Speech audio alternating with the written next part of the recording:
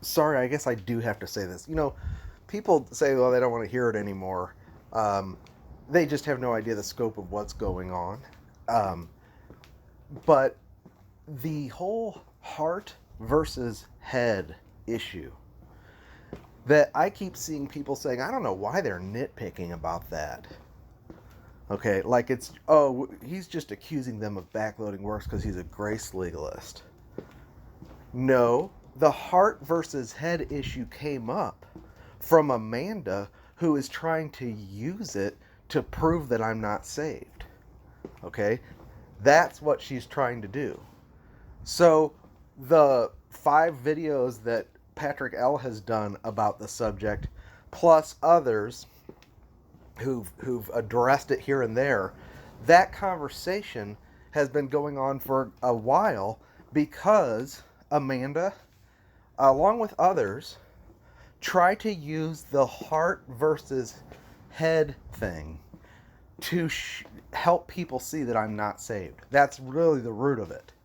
But because I didn't bring that out into the open and name names and make it clear that was going on, but instead just taught the distinctions from my channel, they turned it around to say that I was a grace Pharisee who was accusing people of backloading works and just nitpicking at people. I still see it today. Courage to Your Heart goes around saying, I don't understand why people are nitpicking about this thing. The reason is because it's being used as fodder to try to prove that I'm not saved, along with all these other dreams and accusations.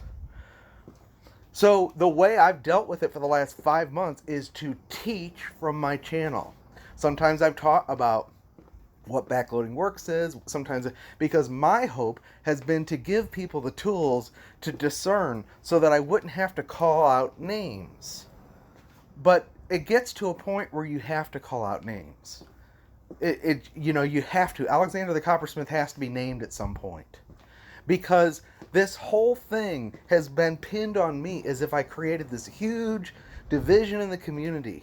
And anything that Petra and I have said about dreams or whatever in the last 5 months, to try to give people the tools to discern without having to name names, well, in the ambiguity, these people have used that ambiguity.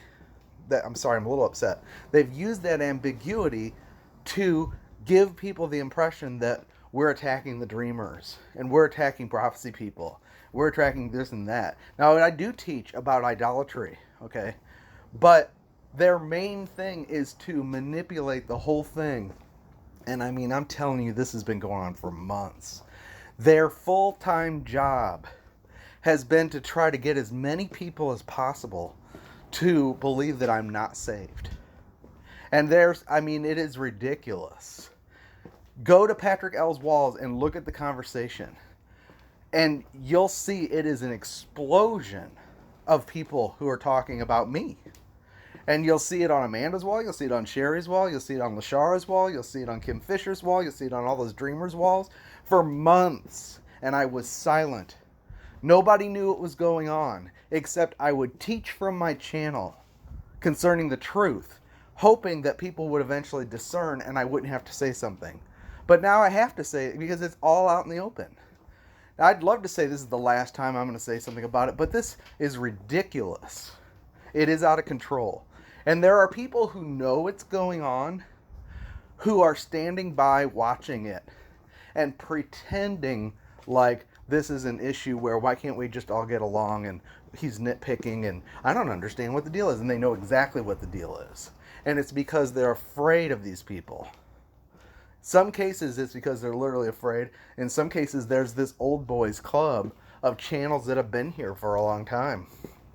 And they've got loyalties and affiliations, and their subs have been recommended. They've recommended each other, and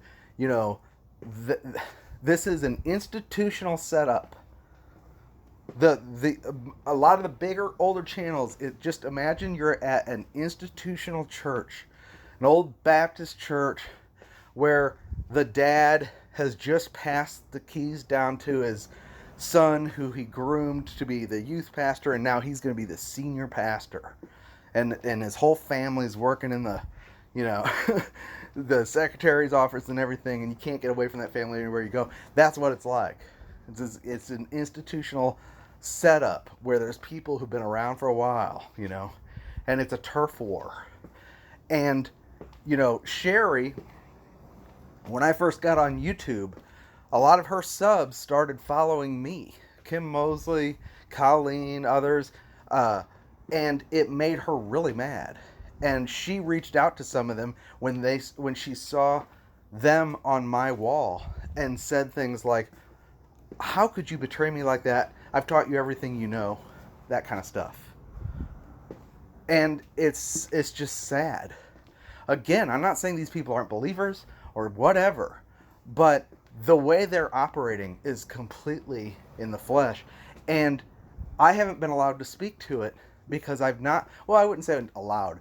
I have chosen to not speak to it until it got to the point where I couldn't not address it. I mean, it gets to a point where it's just so clearly manifest and everybody can see it. But for the longest time, it's been going on, and you wouldn't know it from my end. So that's what's going on. Okay? And I've spoken nothing about the situation but the truth. So, and yes, right now I'm obviously very upset. Please pray for me if you care. If you're on this channel, I know you care. Please pray for me because I want to keep teaching in John. I want to not be distracted by this. If you're one of those people out there saying, "Oh, I'm praying for everybody involved," and you know what's going on, that's just wrong. I mean, it is right to pray for people involved, but don't use that as I'm not taking a side kind of thing, or I'm not, because this is about the gospel.